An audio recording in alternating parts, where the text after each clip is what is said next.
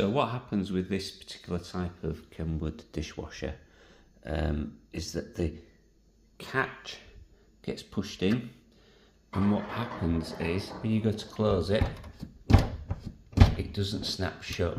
It just, no matter how hard you push, it won't snap shut.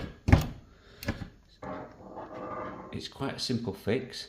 So you need to turn the power off because there's the live connections and water, and it'll obviously need a wash.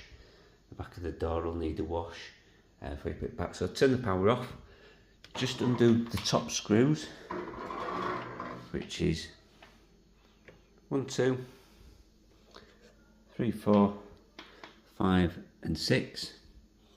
Once you've done that, the control panel